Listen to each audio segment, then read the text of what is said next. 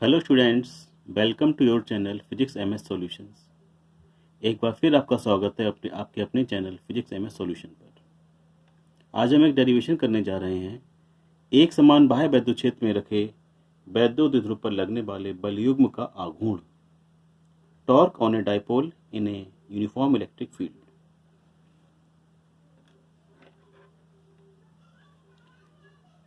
माना ये एक यूनिफॉर्म इलेक्ट्रिक फील्ड है, एक समान वैद्युत क्षेत्र जिसे हम वैद्युत बल रेखाओं के द्वारा प्रदर्शित कर रहे हैं।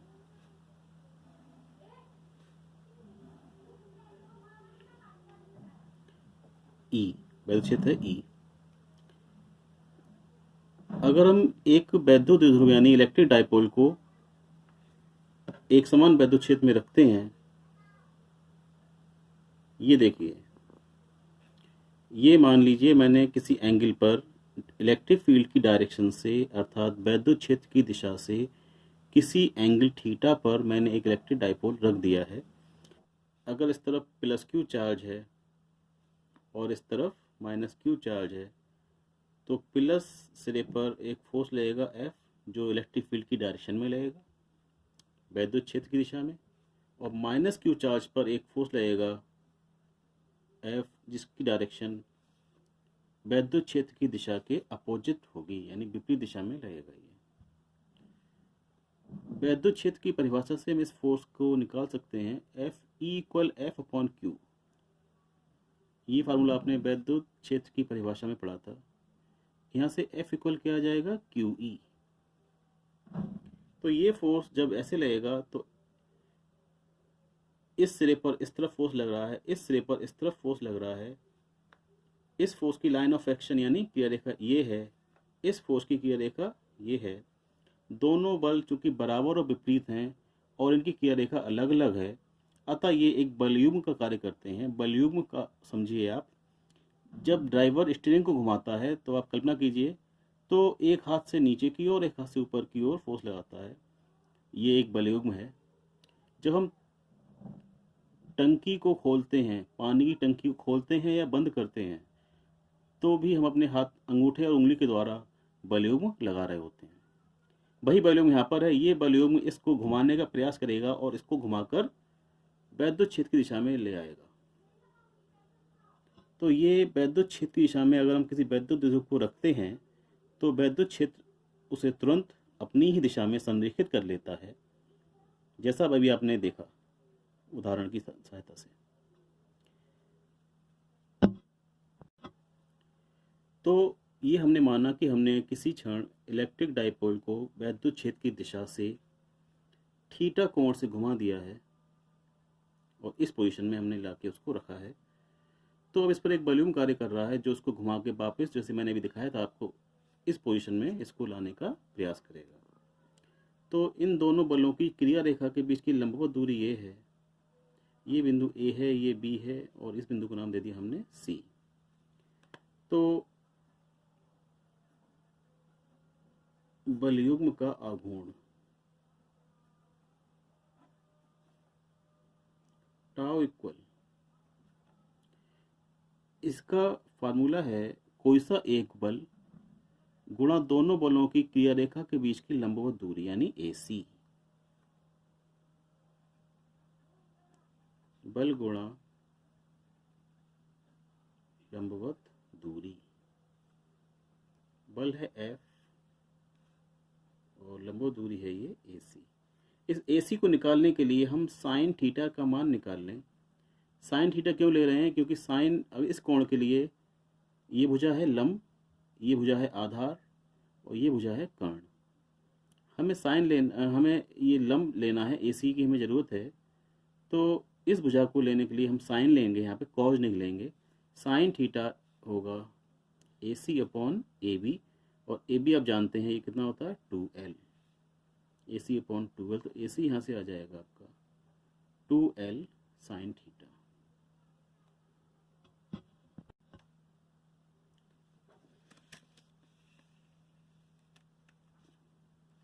F का मान लगाएंगे QE, AC का मान लगाएंगे 2L साइन थीटा। 2QL एक साथ ले लीजिए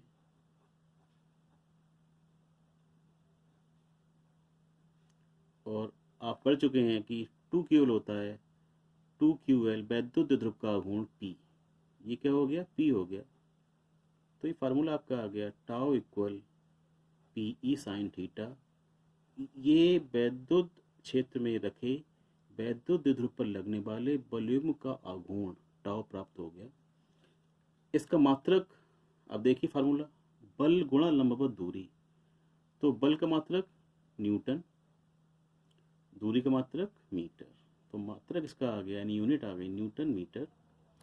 वेक्टर रूप में लिखेंगे इसको, वेक्टर रूप में tau equal P cross E, ये वेक्टर फॉर्म हमने इसकी आपको बताई। अब यदि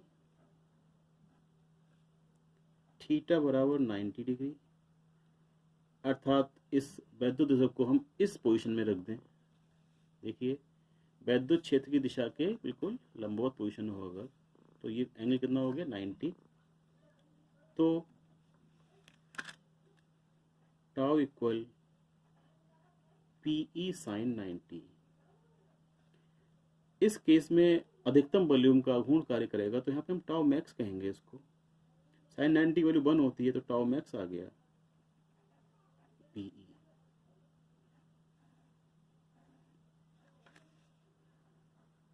यदि E हमने ले लिया 1 न्यूटन पर कूलम,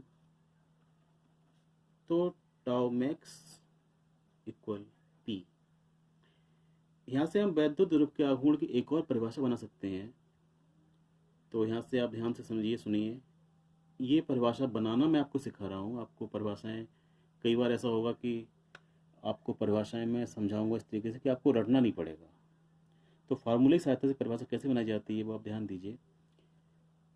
P है वैद्युत द्विध्रुव का आघूर्ण, टाउ मैक्स है वैद्युत द्विध्रुव पर लगने वाले बल युग्म के आघूर्ण का अधिकतम मान, और ये कब प्राप्त हुआ, जो हमने E कितना ले लिया 1 न्यूटन पर कूलम लिया, और वो तब मिला है जो हमने उसे वैद्युत क्षेत्र की दिशा से 90 अंश के कोण पर रखा है, अर्थात वैद्युत क्षेत्र की दिशा के परपेंडिकुलर रखा है। तो आप समझिए, इसकी डेफिनेशन में सुना रहा हूँ आपको।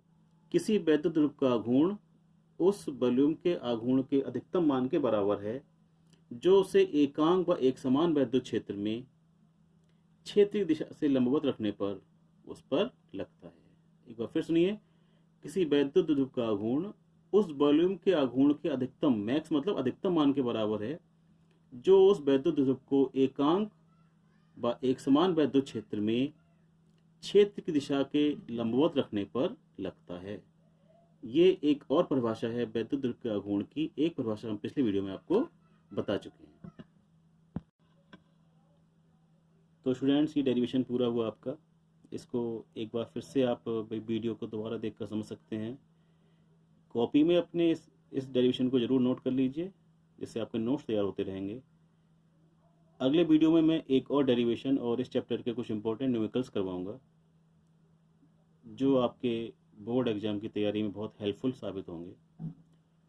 इस चैनल के साथ बने रहिए, अपने दोस्तों के साथ शेयर कीजिए और इस वीडियो को लाइक कीजिए अगर आपको अच्छा लगता है। तो जब आप वीडियो को लाइक करेंगे तो मुझे और अच्छे वीडियो बनाने के लिए प्रेरणा मिलेगी। तो वीडियो को लाइक ज़रूर करें। अच्छा नहीं लगता है तो डिसलाइक करें, वो भी आपकी मर्ज़ी है। लेकिन अगर आपको लग रहा है कि मैंने इसको आपको अच्छे से समझाया है तो आप इसको लाइक ज़रूर करें और अगले वीडियो का इंतज़ार कीजिए। Thank you for watching.